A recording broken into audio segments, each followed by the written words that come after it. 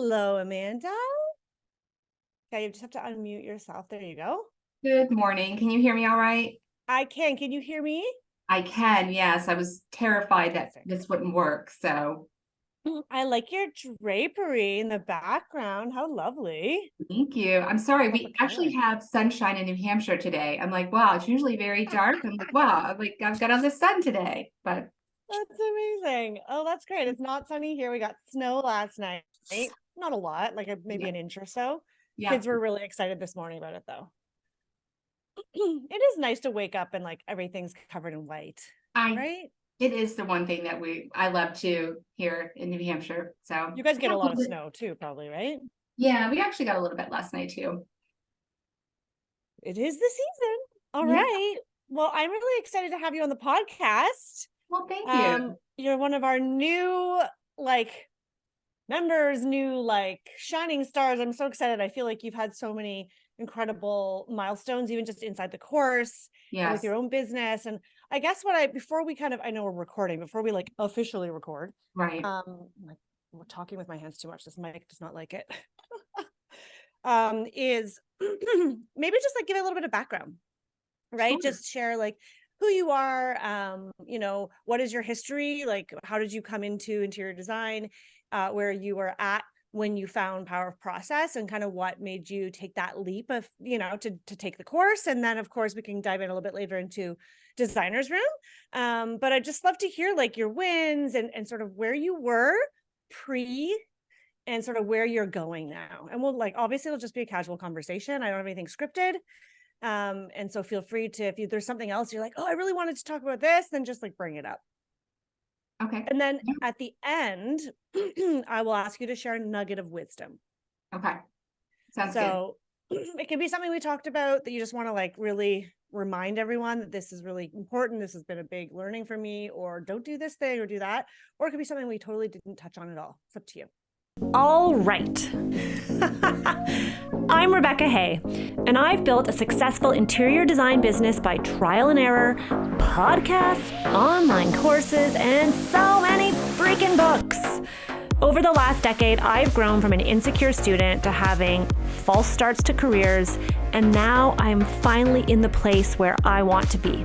Throughout my journey, it's been pretty obvious that I'm passionate about business and helping other entrepreneurs do the same. Each week, I'll share tangible takeaways from my own experience and the experiences of other badass women to help you build your confidence and change your business.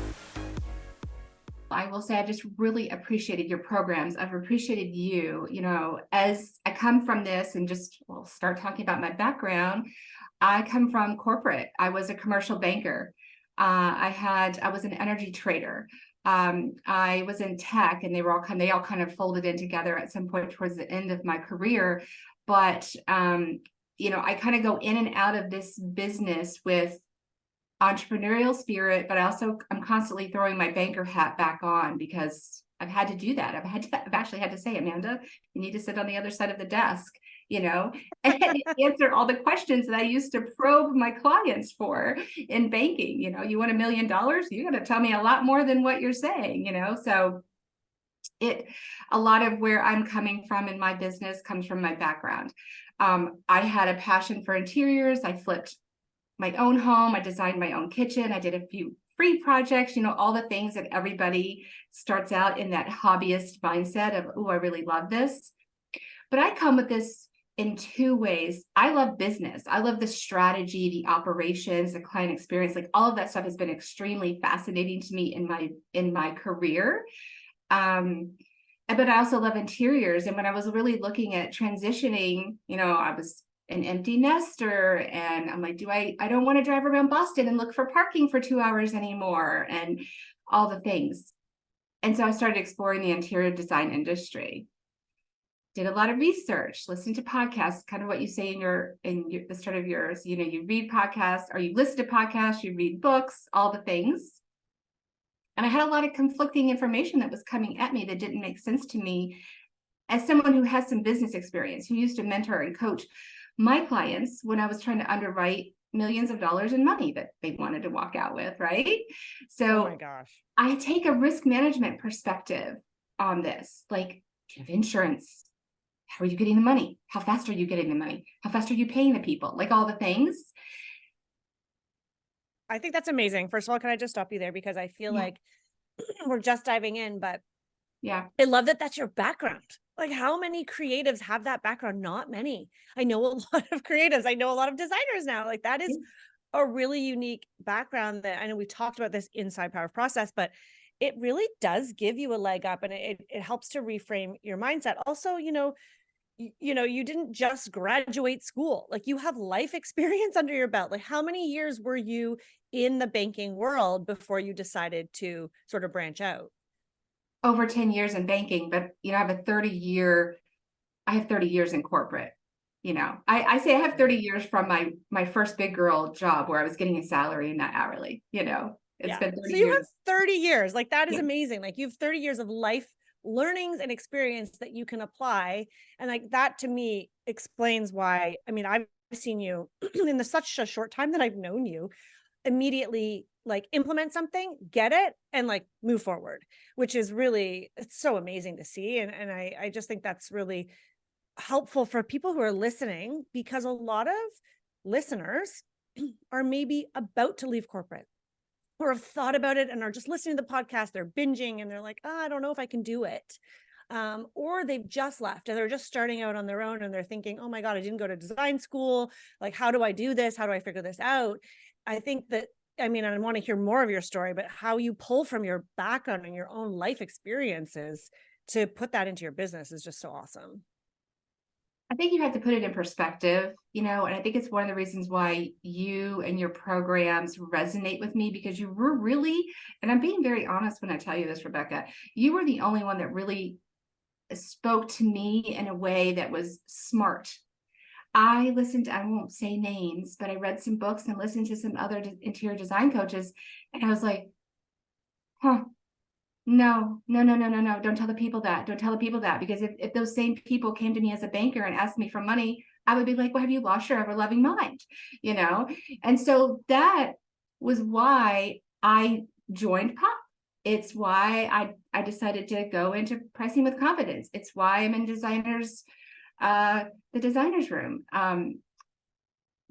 You have to kind of think about your business in a way, in how you operate in the world and how you spend your own money and how you think about that. You have to set yourself in that, because if you think of professionals, I mean, this really applies to POP, but more to designer's room. If you think about professionals in your life, and I think this is where you can get some confidence. All of those courses gave me confidence. Of course, it set a framework and structure that I was looking, because there is some instability when you leave corporate. You're like, all of a sudden, I'm like, oh, where's that system that I log to in every morning? And I could do my thing and ask the people the things and then record the things and do the next thing. You have to have a structure. And so you provide that. You provide that structure. And, you've talked about, and I'm sorry, I'm rambling. That's okay. You talked about, I think in Power Process, you talked about, I think it's a Canadian restaurant chain that you worked for, which is probably Yes, Earl's. Plug to Yes, Earl's. They I'm have them in the telling US you. now too. And I've read and I've listened to Dan Sullivan's E-Myth, and it fits that model, because you have to think of yourself as a franchise. And if you think about how you spend your money and the confidence that you spend your money, there's two things. There's systems and processes in place that make you feel comfortable that you're handing your money over to someone, I think that's a really that's a key thing. And what I for those who don't know, I talk about in the course a lot about one of my experiences working in a restaurant, which was like really a well-oiled machine. Earl's is incredible. And they're actually a franchise model, but not a franchise, which is actually interesting. Every one of their restaurants is actually corporately owned and run. Which is a unique model, but it's essentially like a franchise, because you could go open and they open in Boston, they open these different cities, and everybody knows what to do, because it's like right from the line cook to the hostess to the waitresses or waiters, or servers. You know exactly what to do from A to Z. And what I like that you're saying, Amanda, is that, and especially from your life experience, is that actually gives your customer confidence in you. Yes. So why do you keep going back to Starbucks? Because you know the system. You can use the app. It's super straightforward. They're going to ask your name, right? Why do you go back to this restaurant? I know that within 2 minutes, I'm going to get a drink. And if there's an issue, they're going to take care of it. Like you feel taken care of because you know that they have a system or a process to handle everything that comes their way. And the exact same thing is true inside a design business. Yeah. But I'm curious. So you didn't have that structure initially because you were like, oh, I don't know. You didn't go to design school, right? No, no, I took No. a So then, certification. I took a okay, certification awesome. because I felt, and that's just me. You do not have to do this. I tell people, do what makes you feel confident, right? If that's a course, a mini course, your courses, any courses. I went through my university. I'm just a researcher and a curious person by nature. And I wanted to have a little bit more. I was used to having credentials and I wanted more credentials because that's just the world I kind of orbited. So I took a like a 9-month certification course through my university. They had a continuing ed residential interior design certification. So I took that.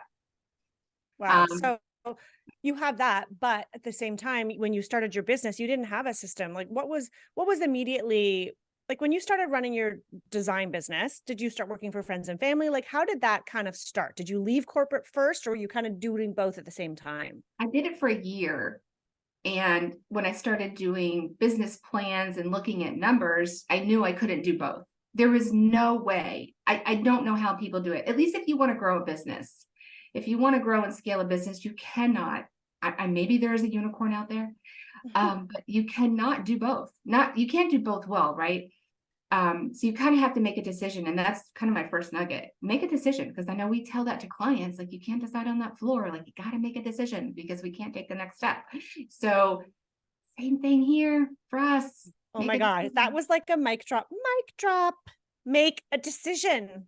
Yeah. Like that is life. You're so right. How frustrated do we get when the client can't decide between the blue or the green fabric? And yet you're straddling both sides of the fence when you're still trying to do your main job and you've got it on the side. Now, that said, I do think there is something too, like you did it for a year. If you are looking to start a design business, like maybe dabble in it a little bit to make sure it is really what you want. And like you did, which is amazing, start looking at a business plan and start being intentional with it as opposed to just taking a leap of faith. Now, if you hate your job and it's absolutely terrible, then of course leave. But there's something to be said to have that financial security at the beginning. Yes. Until you start to really figure it out, because it's a lot of trial and error. It really is. It really is. So you've got to do a lot of research, find what resonates with you, make sure just we're skipping ahead a little bit, but Designer's Room for me is community, but it means more than just community to me, because going back to all of those professionals that you hire, that you hand a high average hourly dollar rate to, like CPAs, medical professionals, dentists, all of those professionals, which by the way, in the US, when you file your taxes, you have a US tax code. I think it's 31. Don't quote me, but that's your tax code. That means you're a professional services person, and that's who you are. And so every single one of those professionals, HR executives, all of them, they belong to professional organizations to help them navigate the world that they live in, that they serve, and how they grow their business. As a matter of fact, those communities often create the standards for the industry and even sometimes set the stage for legislation. So those communities are really important to be consistently involved in and a part of. You can't do it without it. You cannot.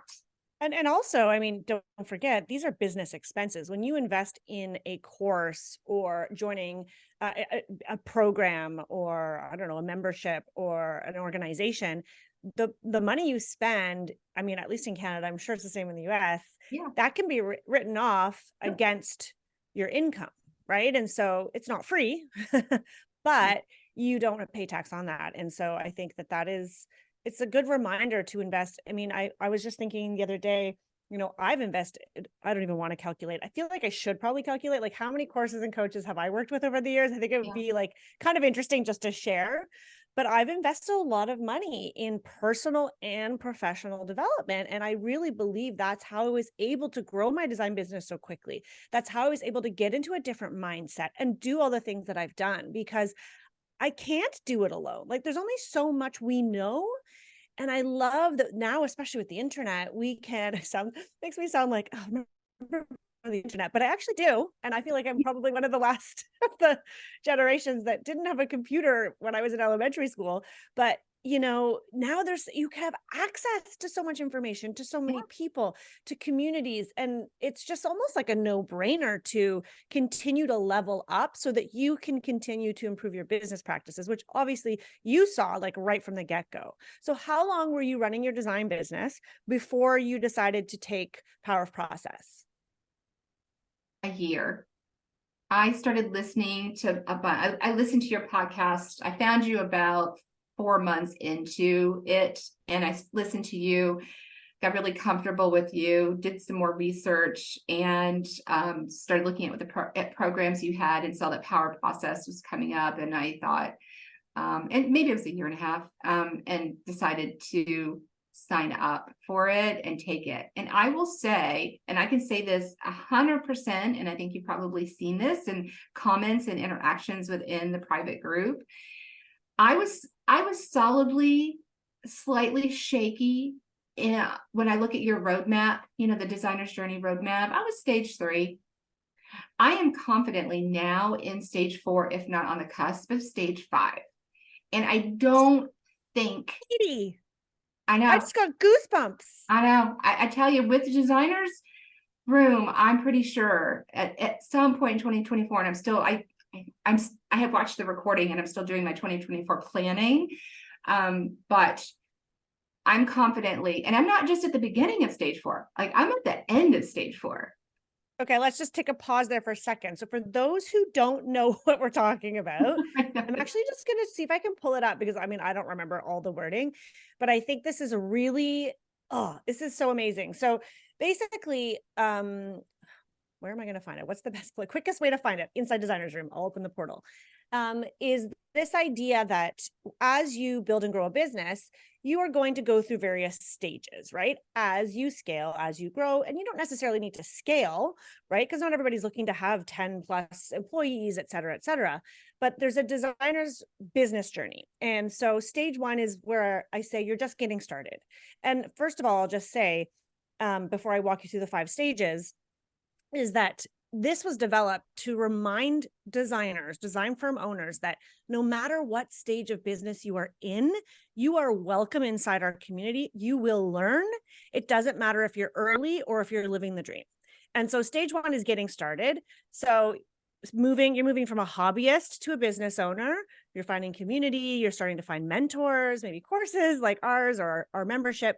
And then you're determining your pricing. You're still kind of figuring it out, landing your first client and setting up those trade accounts. So you're just getting started. Stage 2 is finding your footing. So you're dedicating time to work on your business, not just go from project to project. Maybe you're working on one more job at a time. One or more job at a time. You're establishing relationships with vendors. You start getting referrals. Stage 3, which is, Amanda, what I'm hearing you say, which is when you found Power Process, you were at stage 3, which is gaining confidence. So you're beginning to establish those systems in your business. You need that. You're outsourcing some of the work maybe to like a freelancer or an assistant or an intern. You're beginning to create internal checklists, some PDFs, some repeatable systems, and you probably have some trusting clients who really value your design aesthetic, and you have more confidence. That's why stage 3 is gaining confidence. So you're saying, Amanda, that's kind of where you were at. And now stage 4 is hitting your stride. And I will tell you, these stages could take decades for someone. They could take months. It really just depends on you, your business growth, and obviously your desire to grow and learn. But hitting your stride stage 4 is following your unique process with every project. So I want to talk to you about that. Building a team, maybe starting to hire, getting people in place in the right roles, getting rave reviews from your clients, and you're consistently profitable with every project. And I put that at stage 4 because, let's be honest, sometimes that takes a while till you're really consistently profitable. And then stage 5 is living the dream. Your team manages the day-to-day without you. every client's a repeat or a referral, you make more money than you dreamed of, and you are ready to mentor and give back to others. So Amanda, can we talk about this? So you were in stage 3 and Yep. you were like stage 4, 5. Like what did you do to get to those later stages so quickly? Well, I think pop and pricing with confidence were huge, because I was able to feel a little bit more comfortable qualifying and quantifying who I am and how I do it and how much I'm charging you people to do this. The calculator in pricing with confidence was huge because I really grappled with that. And I know that's a big one for interior designers because it's this unknown, right? It's like, how's everybody doing it? What does it cost? No, it still takes some research and understanding your market and who you're serving, but this leads you down that path. And I can say that from the beginning of Pop, I was in the middle of a proposal for a whole house project, a smaller whole house, more decorating project, and then a half a house project. So I had about three things in the pipe. One thing I did not do consistently before because it was squishy for me was the paid consultation. This nailed down the paid consultation for me, and I followed that with every single one of them that I had in the pipe that led me to 100% conversion rate. And I think it was because I was confidently saying, well, this is how it works. This is my way. This is the New England Home and Interiors way. We kick it off with this paid consultation. You're going to get a ton out of it. I don't let them off the discovery phone call without my calendar open. So, we're booking things. We're like, boom, boom, boom. I'm making decisions. They're making decisions. They know what I'm doing. I know what I'm doing. All those things. I love that. You keep them in the call. Can I just tell you, Amanda, yesterday, my husband took my kids to the last swimming class. And I've been getting emails over the past few weeks, like sign them up for the next session, sign them up for the winter session. And I'm like, I'm not signing them up for winter because we ski and it's just going to be too much.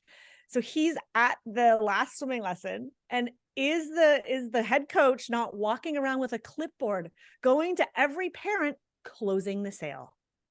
And my husband was like, it was freaking brilliant. So our kids are signed up for March already.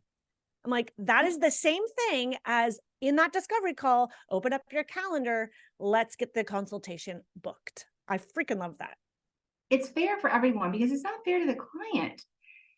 Now you're going to go on email and you're going to bug these very busy professionals with an email. Well, do you have Tuesday or Thursday available at 10? And then they email you back and the back and forth. To me, it's unprofessional. But also tells me you know your client. Right Yes. there in that moment when you just said that, you're going to try and get these busy professionals to check their email and then check their calendar. And because I'm that busy professional and I'm like, oh God, how many emails do you get like that? And it's not that you don't intend to do it or want to do it, but you've got a million other priority items. So Amanda, you know your client, and likely it's because maybe of your past experience, either working with them or being that person. Correct. But remember, Power Process kind of walks you through that too. It gives you, and I want to speak to that. A lot of courses and programs that I looked at and took did not give you actionable steps. So and I went through it. I finished the whole thing. I think there's a couple of things I maybe sped up through because I'm like, oh, I've already done that. So I'm just going to keep going because I wanted to keep going to the end. You have worksheets. I stopped, I paused, I put it on my calendar, all of the meetings that we were having, and then 1 hour to do this and 1 hour to do that and be prepared for this, and it's hard. We're all, especially if you're already in the business and you're trying to do the things, you have to commit to that. That's another decision you need to make. Mm-hmm. Yeah, it's not enough just to say, okay, I've bought the course or I've put a deposit on the course.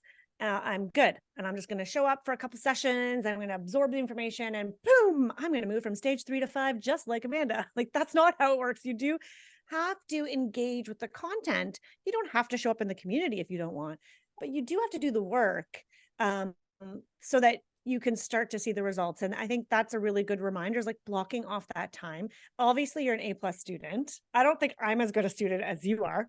Oh no. That's amazing. It's there's still a lot for me to learn, which is why I joined Designer's Room. I want to be a part of a group of women, and I've gone in and already listened to some of the things I did. One night my husband was traveling, so I binged a few episodes. I'm like, there's nothing on Netflix I want to watch. Maybe I'll just go into designer's room. And Nice. I love you know, that. I see the vulnerability. I see the sharing that is there in that room, and that's authentic. And you cannot get that in, let's be honest, right? Like there's all these free interior design groups in Facebook that you can join, and sometimes they're not very nice, and there are people that are, it's a public forum, so they don't want to spill the tea, right? They're holding back. So in this community, it's all about sharing, being vulnerable, being authentic, helping each other grow. And to me, I'm a collaborator. I approach my designs that way with my clients. You know, I'm not the kind of designer that says, here, you will do this. Ta-da. No, I'm a collaborator. I like to get the essence of the people and the people in the home and all the things they do. And that's how I like to collaborate. I love that. I love that. I mean, I think you've hit the nail on the head. And I mean, when this episode airs, this will already have happened. But I made the difficult decision to close my free Facebook group, which I have had for 4 years. And it wasn't a decision I took lightly, because it was active, and people would, you know, oh, hey, can you recommend this? And where can I find that? And I think there is some value to that, but it's, you know, it was one more thing on my list of things that I need to monitor, things that I need to manage. And when I really thought about where I'm getting the biggest impact, it wasn't there. It was inside designer's room. Like, yes, power of process, but designer's room is where people really get to do the work on an ongoing basis. It's great to do a course and you get some quick wins, but to be able to be in community and to have continual education, like continuing education, essentially is exactly what it is, to help you better your business practice. That's where I was seeing the impact. And like you said, Amanda, I love that you said that, the vulnerability that happens, that you don't see in a free public forum, because people are sometimes, there's always going to be those few people that like spill their guts, sure. But in general, that can only help you get so far. And so I made that decision because I'm trying to conserve my resources and really hone in on what I do best and help people to a greater degree. I don't want to be spread so thin. And so that was also validating for me to hear you say that, you know, they do have their place, those groups, and there are lots of them, but there is also something to be said about being in a private community where you are with other like-minded professionals, where you can talk about things without judgment. And that to me is so, so important. It is. And I think that's a good message for everyone, to bring a little bit of quiet and calm into how you're approaching this at some point, even if it's at the beginning. I know you tend to go after a lot of research and try to find as much information as you can, but some of those early investments do pay off much better. And I think it's a good model for you to say, you know, I'm not going to do this anymore. And I actually started unfollowing and unjoining those groups, because the noise and chaos sometimes is just like, I can't take it. I need to go focus. So that was an important thing to think about, is how do you hone and quiet and get the information you need, no matter where you are in your journey. Yeah, it's like what I do. I like start reading one professional development book or a business book, right? Or it's on Audible, or I'm reading it, and then like I'm like 3/4 of the way through, and then someone makes a recommendation. I'm like, oh, I definitely need that. So then I move to that book, and then if I don't stop myself, I don't end up doing any of the things that I've learned. I'm like, oh, that's so brilliant. Oh, that book was amazing. That was that. So it's the same concept, right? You kind of just need to sort of stay with at least one, not to say you can't get information from other sources, but like pick the source that you think is the best fit for you. And that, you know, I'm personally not for everyone, and there's other people out there who are also not for everyone. And that's what makes learning from different people in different communities so great, because you kind of have to find your tribe, right? You do. And I'm very proud of this little tribe that we have growing here inside Designer's Room, because I mean, like attracts like. I feel as though I do attract people who are open because I'm open myself. And I do attract, and I do encourage sharing in the groups. I really encourage turning on your camera. If you're going to show up for the hot seat Q&A and someone's going to be vulnerable enough to tell you about how they're going to court against this client and it's like $50,000 and they don't know what to do, have the respect to turn on your camera so they know that it's you and it's not, I don't know, who knows, right? Is it a room full of people? Like, you don't know. So those things, those are like those little things that matter to me to create a really safe space for the people who are there. Agreed. I think it's really important finding that community that is giving you enough of what you need to do to take the next step. And like you said before, there's space in designers room for everybody in their journey. You don't have to take all these courses to get there. There's room for you there. And I like that. Yeah. And that's where, for me, especially like opening up designers room, I was joking internally. I'm like, we're going public. Here comes our IPO. But actually, that's not the right terminology because it's not open to the public. Right. It's just for design professionals.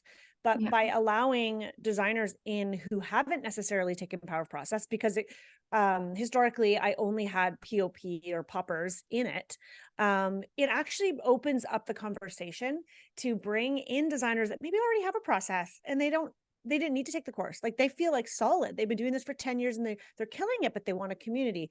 And so bringing in people maybe a little bit further along who can then give back, or people that are a bit early on and they're not quite ready to make that investment. Maybe they're younger, maybe they're just out of school and they really want to learn, but it's going to take them a little longer. And taking power of process isn't, maybe financially, they're not ready to make that investment. And so that to me was important. I wanted to make it more inclusive. It's still exclusive. Like, I can't, like, my husband can't join, like the guy down the street can't join. Like, it is still for design professionals, but it's no longer just limited to people who've taken my course.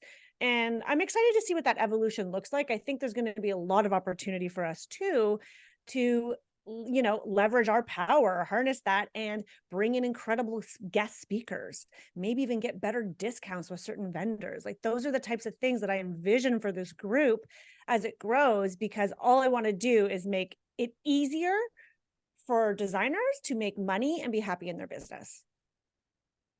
Yeah, I think that's key. And, even if you are an established designer, maybe you're coming from another design firm or you have been in business for a few years, this industry changes lightning fast.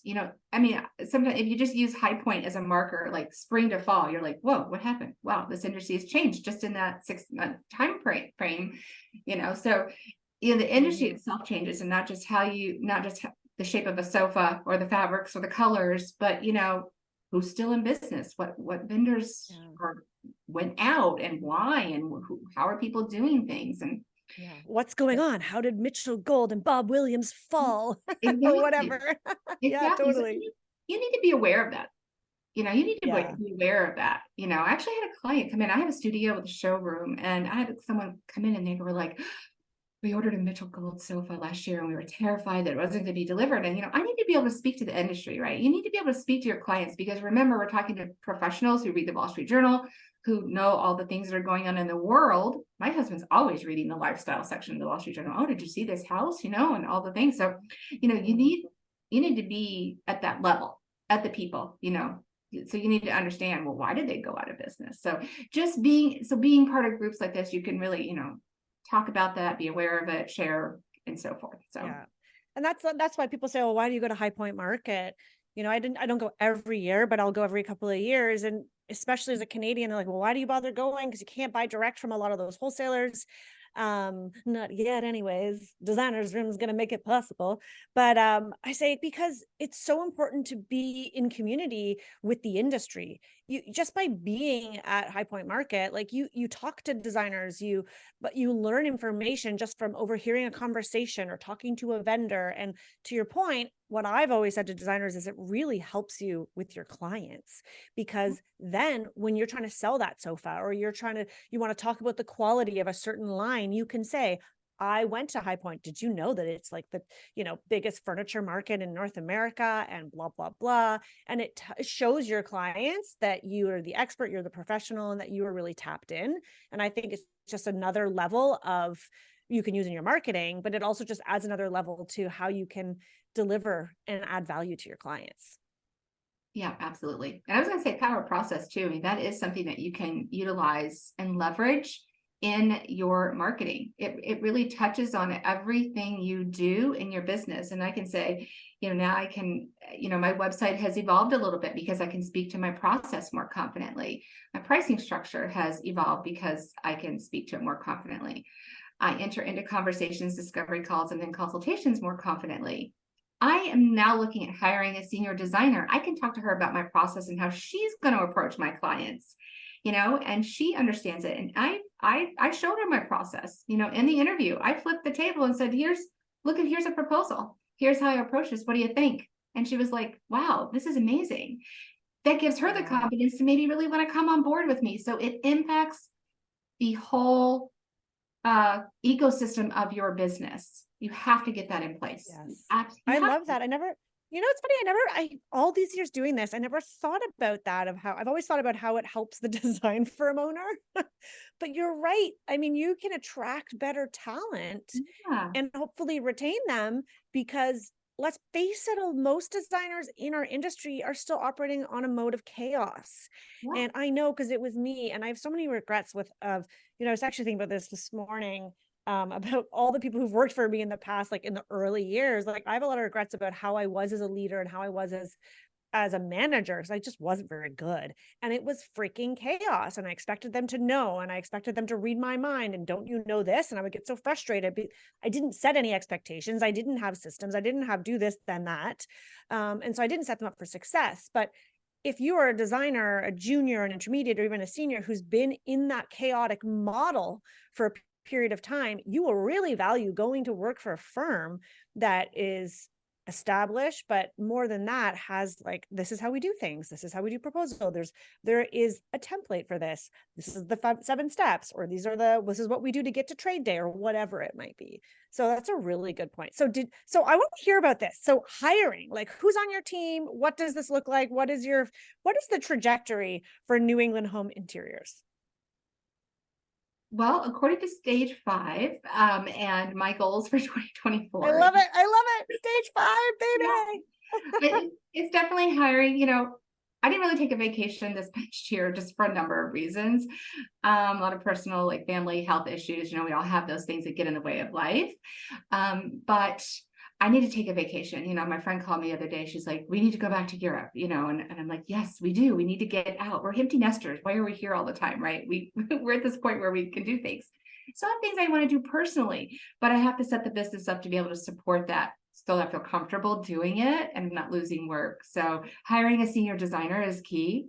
Someone that has the same value system as me, who's willing to, get on board with my processes, understanding my pricing model, and feel comfortable talking to clients. She has a lot of experience in the industry, so I want her to feel confident that, when she's out there now representing herself as New England Home and Interiors, that she's not afraid to go to past clients and network with builders and the trades and all of our folks here in New Hampshire. So it's important for me to build that up for her.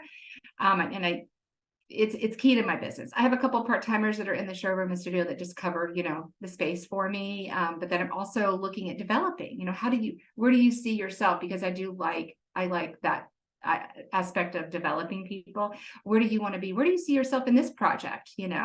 So pulling them into that, other than just day-to-day busy work. Amazing. So you have a showroom. I think most people listening want to know a little bit about that. Did you open a showroom first? Were you decorating and designing for clients first? Like, tell me about how that came to be. I just find that so interesting. Yeah. So as I was getting into the business, I realized that the things that I love to do, I like to touch things and sit on things. And I love that. I like to touch things. I can relate. I wanted to be surrounded in fabric because I love, fabric. I say that all the time. Fabric. Everything starts with fabric. Oh, I tell my clients, I'm like, fabric is my superpower, because I love putting palettes together and things. And as I got involved in it, I worked for another designer for a little while. When I left my bank, I did some part-time work and kind of got into her world. She had a showroom, and I really liked the interaction with bringing the client into the studio. That felt very authentic for me. It's not for everybody, but I am I come from such a professional place that had all of this structure that a brick and mortar and a studio, a physical studio felt very right for me. And so, business plan, investments, all of the things, having that space to share with my clients was really important. So that's why I took that step. I also have big goals. Like, I'm not getting any younger and I want to sell my business in 10 years. Like, I just know that's what I want to do. I want to build up a really very profitable business that I can hand off to somebody else in 10 years. And I want to sell it. And that's my goal. So everybody has to look at what's comfortable and what they can do to make investments now. I love Their that. future forward self. I love that you have that. You want to sell in 10 years. We got to get someone into that. Now I'm thinking like, I want to bring someone into designer's room who can talk specifically about setting up your business for sale. Yeah. Someone who I heard speak. I'm going to reach out to them. That would be a good one. Yeah. But again, that's what so that's what's so interesting is like, you are really hitting your stride, if not already living the dream. You're already planning your exit.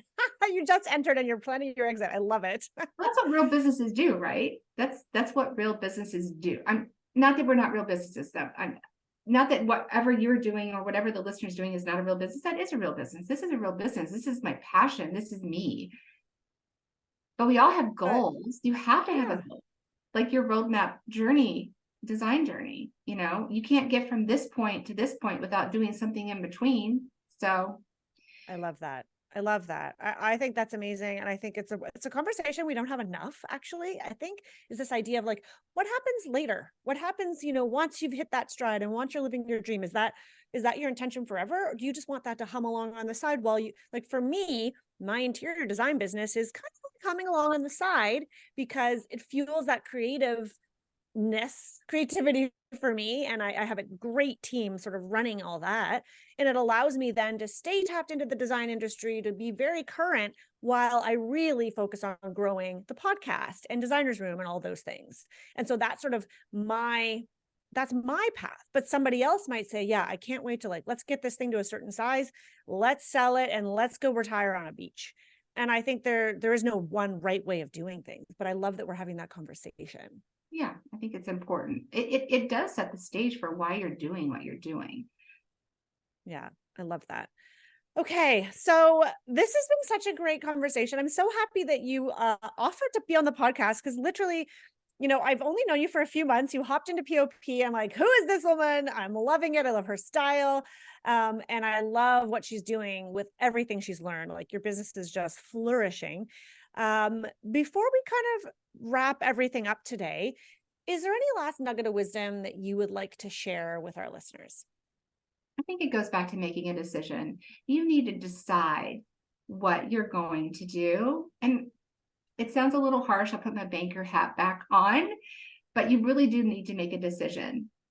Are you building a business? Where do you want that business to go? You need to answer a lot of your own questions, and find that community and structure. I found it in POP.